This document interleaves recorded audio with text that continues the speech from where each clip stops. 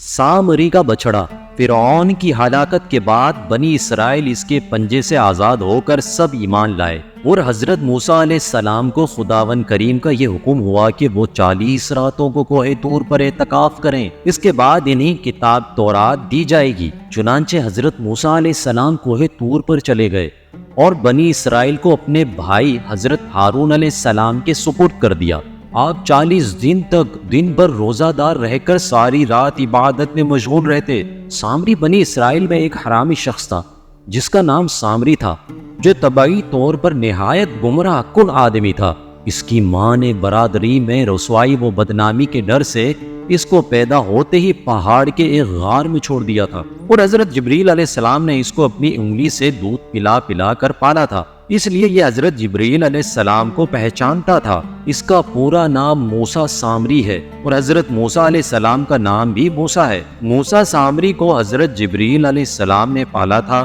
اور حضرت موسیٰ علیہ السلام کی پرورش فرعون کے گھر ہوئی تھی، مگر خدا کی شان کے فرعون کے گھر پر پرورش پانے والے موسیٰ علیہ السلام تو خدا کے رسول ہوئے، اور حضرت جبریل علیہ السلام کا پالا ہوا موسیٰ سامری کافر ہوا، اور بنی اسرائیل کو گمراہ کر کے اس نے بچڑے کی پوجا کرائی۔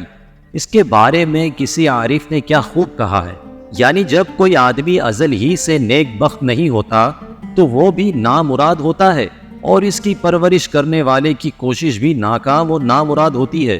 دیکھ لو، موسیٰ سامری جو حضرت جبریل علیہ السلام کا پالا ہوا تھا وہ کافر ہوا، اور حضرت موسیٰ علیہ السلام جو فرعون کی پرورش میں رہے وہ خدا کے رسول ہوئے۔ اس کا راز یہی ہے کہ موسیٰ سامری ازلی شقی اور پیدائشی بدبخت تھا، تو حضرت جبریل علیہ السلام کی تربیت اور پرورش نے اس کو کچھ بھی نفع نہ دیا، اور وہ کافر کا کافر ہی رہ گیا۔ اور حضرت موسیٰ علیہ السلام چونکہ ازلی سعید اور نیک بخت تھے، اس لیے فرعون جیسے کافر کی پرورش سے بھی ان کو کوئی نقصان نہیں پہنچا۔ جن دنوں حضرت موسیٰ علیہ السلام کوہ طور پر معتکف تھے، سامری نے آپ کی غیر موجودگی کو غنیمت جانا اور یہ فتنہ برپا کر دیا کہ اس نے بنی اسرائیل کے سونے چاندی کے زیورات کو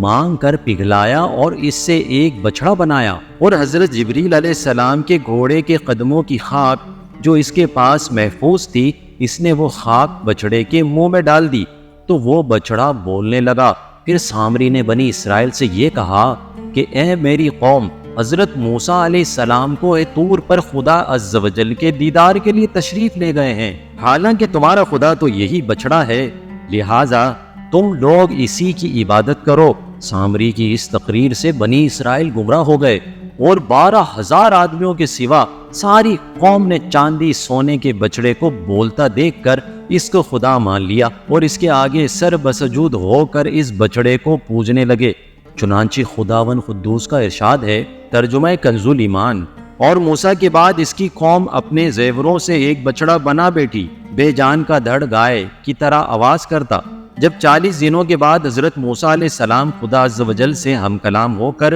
اور تورات شریف ساتھ لے کر بستی میں تشریف لائے اور قوم کو بچڑا پوجتے ہوئے دیکھا تو آپ پر بے حد غضب و جلال طاری ہو گیا۔ آپ نے جوش و غضب میں تورات شریف کو زمین پر ڈال دیا اور اپنے بھائی حضرت ہارون علیہ السلام کی داڑھی اور سر کے بال پکڑ کر گھسیٹنا اور مارنا شروع کر دیا، اور فرمانے لگے کہ کیوں تم نے ان لوگوں کو اس کام سے نہیں روکا؟ حضرت ہارون علیہ السلام معذرت کرنے لگے، جیسا کہ قرآن مجید میں ہے، اے میرے ماں جائے قوم نے مجھے کمزور سمجھا اور قریب تھا کہ مجھے مار ڈالے، تو مجھ پر دشمنوں کو نہ ہنسا اور مجھے ظالموں میں نہ ملا۔ حضرت ہارون علیہ السلام کی معذرت سن کر حضرت موسیٰ علیہ السلام کا غصہ ٹھنڈا پڑ گیا۔ اس کے بعد آپ نے اپنے بھائی حضرت ہارون علیہ السلام کے لیے رحمت اور مغفرت کی دعا فرمائی۔ پھر آپ نے اس بچڑے کو توڑ پھوڑ کر اور جلا کر اور اس کو ریزہ ریزہ کر کے دریا میں بہا دیا۔ درس ہدایت، مذکورہ بالا قرآنی واقعے سے خاص طور پر 2 سبق ملتے ہیں۔